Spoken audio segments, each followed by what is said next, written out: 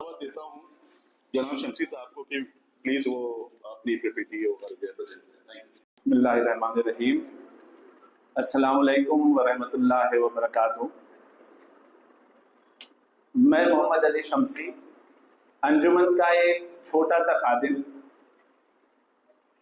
जो आजमगढ़ से आए और फिलहाल अंजुमन की डिजिटल टास्क फोर्स की जिम्मेदारी मेरे ऊपर है। लेकिन इससे पहले कि मैं अंजुमन के आने वाला रोड मैप आपके सामने पेश करूं, मैं चाहता हूं कि हम सब मिलकर एक नज़र डालें उस वीडियो पर जो हमारे गुज़िश्ता सफ़र और मुस्तकबिल के इरादों का आईना है। मैं चाहूंगा कि वीडियो प्ले करें।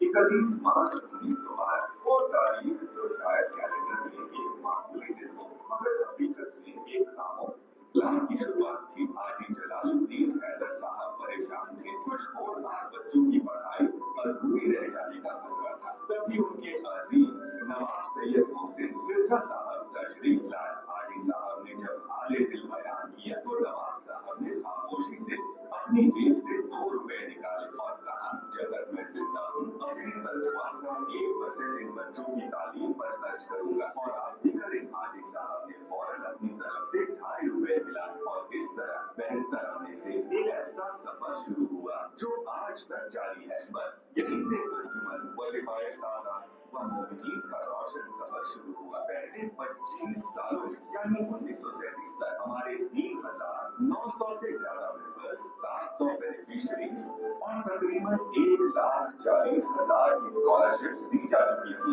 और ये सफर फिर कभी नहीं रुका। हर साल नई मंजिल, नया हौसला।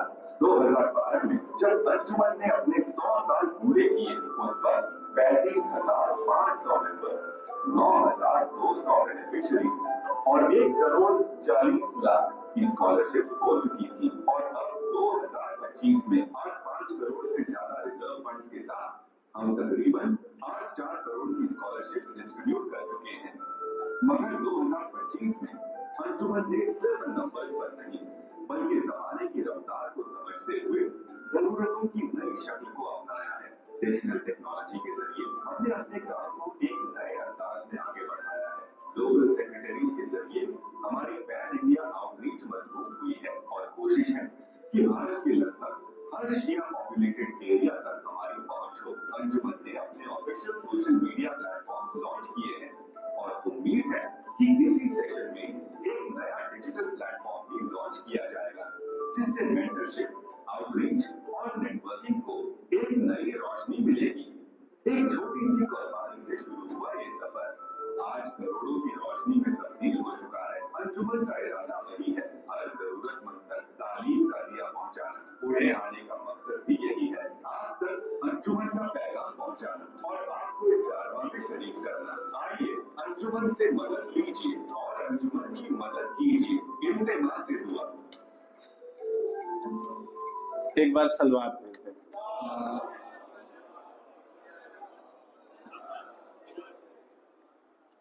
मेरे अजीज हाजरीन महफिल, आप सबने अभी एक रोशनी भरी कहानी देखी और इससे पहले आपने मेरे सभी सीनियर्स बुजुर्ग की स्पीच भी सुनी, जिसमें अंजुमन के 100 साल से ज़्यादा का सफ़र, उसकी कामयाबियाँ और जज्बात का जिक्र हुआ। मगर दोस्तों, अब ज़माना बदल चुका है। वक्त के साथ दुनिया ने रफ्तार बदली है और आज का दौर डिजिटल और आर्टिफिशियल इंटेलिजेंस का है। और अगर हमें अंजुमन को जिंदा, ताज़ा और ताकतवर रखना है तो हमें उसी रफ्तार में दौड़ना पड़ेगा। मेरे बहुत से बुजुर्ग सीनियर्स ने अंजुमन के लिए अपनी जवानियां वक्फ की हैं। साइकिल से पैदल हर गली मोहल्ले में जाकर मेंबरशिप ली, ज़रूरतमंदों तक वजीफा पहुंचाया। वो लगन, वो इखलास, वो जज्बा हमें उनसे विरासत में मिला हुआ है।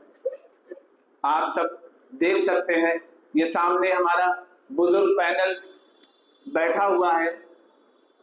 चेहरों पे उम्र की वजह से झुर्रियां आ चुकी हैं। अपने दिमाग के अंदर एक बहुत बड़ी पिछले 100 साल की जो तजुर्बात है वो सब दिमाग में समेटे हुए, अपने तजुर्बात को लिए हुए यहाँ पर वो लोग इतनी मेहनत से यहाँ पर आए हैं, क्या हम नौजवानों के लिए ये इंस्पायर करने के लिए ये काफ़ी नहीं होगा कि ये अंजुमन को जिस तरह से यहाँ तक आज 113 साल का सफ़र हम लोगों ने पार किया है, अगले 100-200 साल का सफ़र उसकी बुनियाद हम यहाँ रखें। जब यहाँ पे नवंबर में भी मैं आया था हमारे सेक्रेटरी जमानत साहब के साथ में, तो एक बार जब प्लान हो रहा था कि किस तरह से हम लोग महाराष्ट्र और वेस्टर्न घाट की तरफ अंजुमन को हम किस तरह से बढ़ाएं, यूपी से हम बाहर निकले ताकि हम इसको आगे लेकर के चलें, तो हम लोगों के दिमाग में कई शहर आए। जाहिर है सबसे पहले मुंबई सबसे बड़ा शहर था, उसका दिमाग में आया, लेकिन फिर इन बुजुर्ग तजुर्बों ने, इन लोगों के मशवरों ने, हम सब ने ये डिसाइड किया कि पूना जैसी जरखेज जगह, फर्टाइल लैंड नहीं हो सकती, क्योंकि इसको ज़मीन एक जैसे कि शहर इल्म और एजुकेशन हब कहा जाता है। हम बात तालीम की करते हैं, प्रोपगेशन ऑफ एजुकेशन की बात करते हैं, हम ये बात करते हैं कि हमारे स्टूडेंट्स, हमारे बच्चे अपनी ज़िंदगी में एक्सेल करें, बेस्ट करें, एक ग्रेट अपॉर्चुनिटीज़ अवेल करें। अगर हम ये चाहते हैं तो हमें ये इस शुरुआत को यूपी से बाहर अगर कहीं से भी करने को मिलेगा तो वो पूना को से ही मिलेगा। दूसरा, पूना आने के बाद पुणे के अंदर एक सबसे खास बात है, बहुत सारे शहर हैं जहाँ पे लोग बाहर से आते हैं। मुझे लगता है यहाँ पे बहुत सारे ऐसे लोग हैं जो यूपी से ताल्लुक़ रखते हैं, किसी की 3 जनरेशन पहले आ चुके हैं, कोई 2 जनरेशन पहले आया हुआ है, कोई 10-15 साल पहले आया हुआ है। लेकिन सबसे खास बात यह कि पूना ने हमेशा बाहें खोलकर, दिल खोल के सबको अपनाया है। और यहाँ पे जब मैं आया, यहाँ पे कभी भी मैंने ये देखा है कि जो एक बार पूना आया तो वो पूना का हो गया। तो ये सब है। तीसरा जो सबसे अहम यहाँ पर लगा कि मेरा एक बहुत बड़ा मेरा शरफ रहा कि मैं यहाँ पे पिछले 5-6-7 सालों से मैं जनाब रिजवान भुजानी साहब के भी कांटेक्ट में रहा, और माशाल्लाह ये हमारे लिए इंस्पिरेशन है। और जिस हिसाब से इन्होंने एक रोल मॉडल यहाँ पे तय किया और जिस हिसाब से पायलट प्रोजेक्ट का एक मेन प्रोजेक्ट एग्जीक्यूट किया, ये हम सब लोगों के लिए एक रोल मॉडल है। मैं अपने नौजवान, अपने छोटे भाइयों से मैं ये कहूँगा कि जो अभी स्क्रीन टाइम का बात हो रहा था कि हम लोग सोशल मीडिया पे बहुत स्क्रीन टाइम अपना देखें, 2-2, 4-4 घंटे, 8-8 घंटे हम देते हैं, इसको कंस्ट्रक्टिव होना बहुत ज़रूरी है। तो इसका सबसे ज़्यादा अहम, अभी जैसा कि मैंने कहा कि ज़माना बदल चुका है, वक्त के साथ हमें चलना है, और अब नए प्लेटफॉर्म्स आ गए हैं, नए लोग, नए चैलेंजेस हैं। और आज के बच्चे मोबाइल स्क्रीन पे वक्त बिताते हैं, अगर हम वहाँ नहीं पहुँचे तो उनका हकदार रास्ता कोई और गुमराह कर देगा। तो हमें ऐसा नहीं हम ये कर ही नहीं सकते कि बच्चों से मोबाइल को दूर कर पाएं, ये पॉसिबल नहीं है। हमारा खुद ऐसा काम है कि मैं खुद नहीं मोबाइल से दूर रह सकता। अभी मेरे मोबाइल में 5% बैटरी है, मेरी धड़कनें बढ़ गई हैं कि मुझे कहीं अभी पॉइंट मिले तो मैं इसको चार्ज करूं। तो आप ये समझ सकते हैं कि कितनी ज़रूरत हो गई। तो हमें मोबाइल से हमें वहीं मौजूद रहना है जहाँ पे हम गाइडेंस दे सकें। पहले जॉइंट फैमिलीज होती थी, घर में बुजुर्ग होते थे, हम अगर कहीं काम कर रहे हैं, कहीं पे घर पे निकले हुए हैं, तो उनकी कैरियर काउंसलिंग, उनकी गाइडेंस बुजुर्गों के ज़रिए से हो जाती थी। अब ये पॉसिबल नहीं है, तो हम वो पुराना मॉडल तो ला नहीं सकते। अब नए मॉडल के साथ में हमें बच्चों को, मैं खुद आजमगढ़ से ले करके अपने बच्चों को लखनऊ में रह करके पढ़ा रहा हूँ, लखनऊ में मैं रहता हूँ। तो जब ये अब वहाँ है, कुछ लोग वहाँ से निकल करके पुणे आए, तो जाहिर है हम अपनी वो पुरानी विरासत, पुरानी लिगेसी, ये तो हम छोड़ रहे हैं ना। तो हमें नए टेक्नोलॉजी के ऊपर आना है।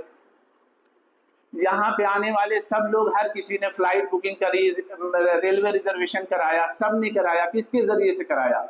सब IT चल रही है उसके पीछे, इंफॉर्मेशन टेक्नोलॉजी चल रही है उसके पीछे।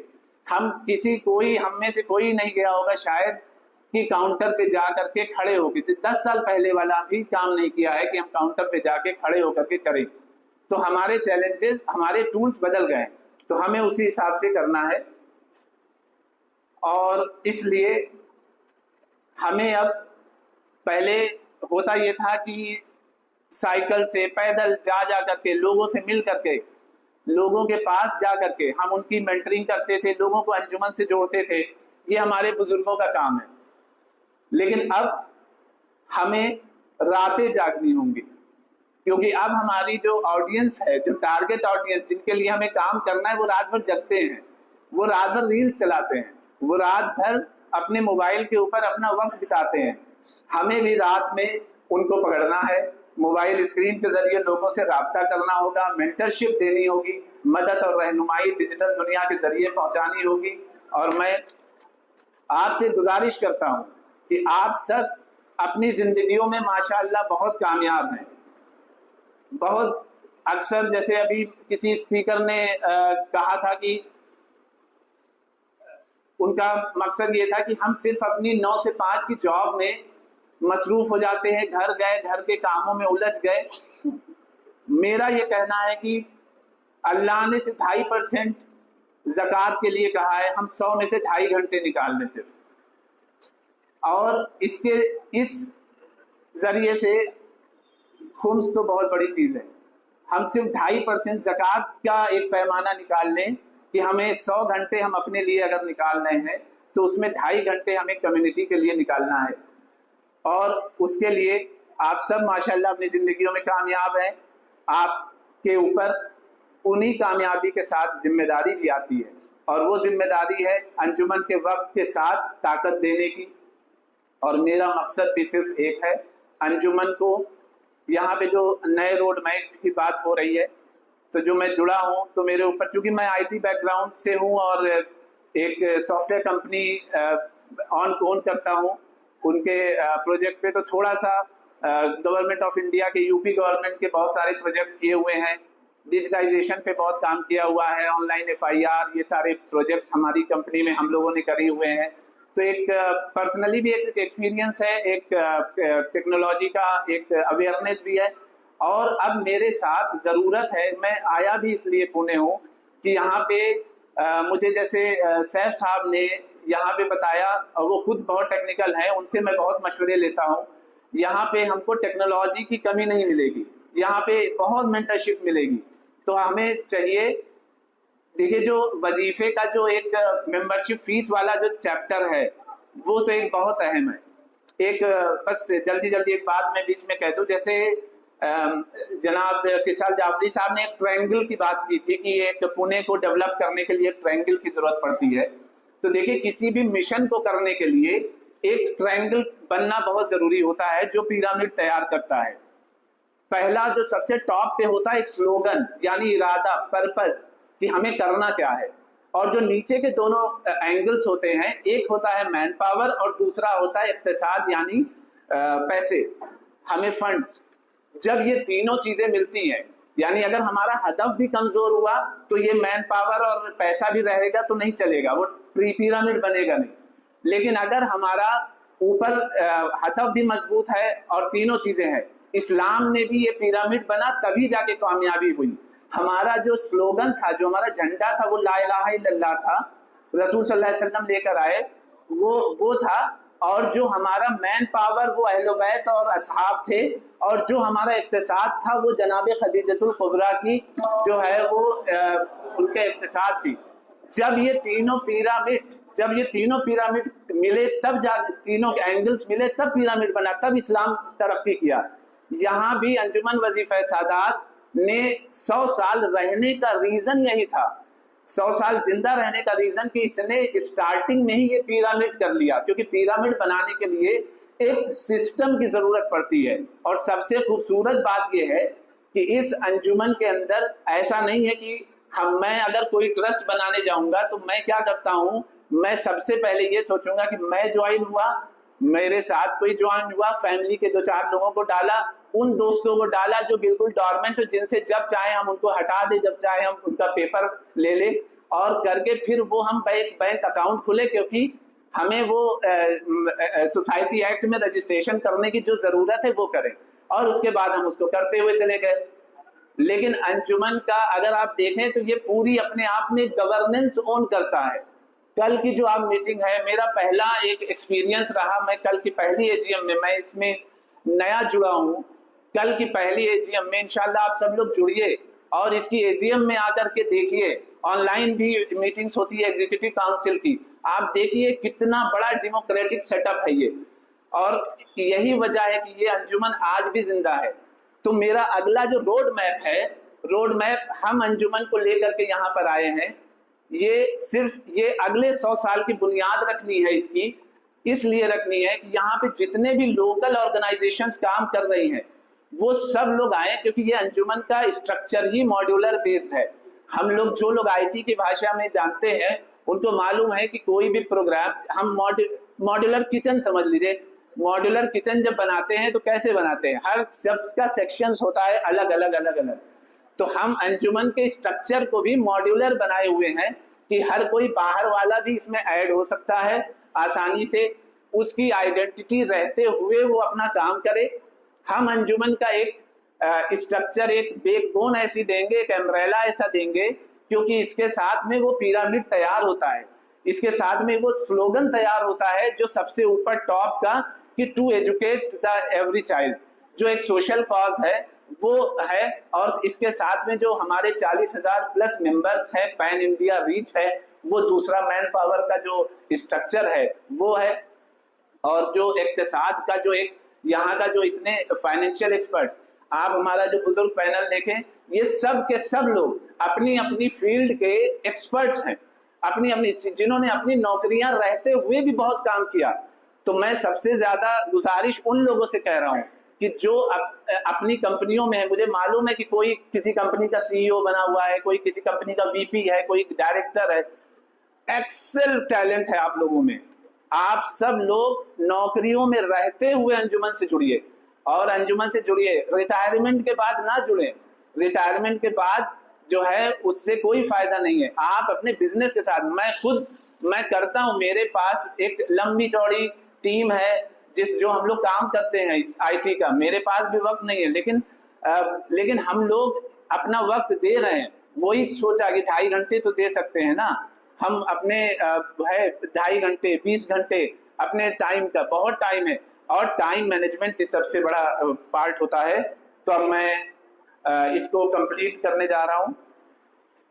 तो अगर हम सब मिलकर अंजुमन को एक मॉडर्न, कनेक्टेड और ट्रांसपेरेंट तंजीम बनाए, आखिर में मैं खुद को सिर्फ एक खादिम मानता हूं, लेकिन एक ऐसे हदफ का खादिम जो हमेशा से अंजुमन का नारा रहा है। आइए अंजुमन से मदद लीजिए और अंजुमन की मदद कीजिए। वस्सलाम, इल्तिमास दुआ, शुक्रिया। बहुत ही खूबसूरत तरीके से पॉइंट था कि होने से वही फर्टाइल है। So the question is that small seeds or small plants must move from one place to another place. जितने भी seeds या small plants यहाँ जो move किए और से यहाँ पर वहाँ बड़े ट्री हैं, उनके जरिए बहुत सारे लोगों को छाया और फल मिल रहा है। और ये अक्सर मेरी जबान साफ से बात हो चुकी है कि अक्सर जो ड्रॉबैक है नॉर्थ के जो यूथ नहीं अचीव कर पा रहे हैं, वो माइग्रेशन का रिलेटेड पता नहीं क्या खौफ उनके अंदर है कि हम कैसे जाएंगे, हमें लोग जो है वो एक्सेप्ट कर पाएंगे कि नहीं कर पाएंगे, कल्चरल इश्यूज क्या रहेंगे, हमारा एकोमोडेशन का क्या होगा, इस वजह से वो मूव नहीं कर पाते। तो यहाँ पर एक अपॉर्चुनिटी उनके लिए कि इस तरीके से ओवरवेलमिंग है उनके के लोगों का, इस तरीके से नेटवर्क बने कि जो बच्चा यहाँ पे आना चाहता हो, मूव करना चाहता हो, या रिलोकेशन या माइग्रेशन से जो प्रॉब्लम हो उसको रिजॉल्व कर सके।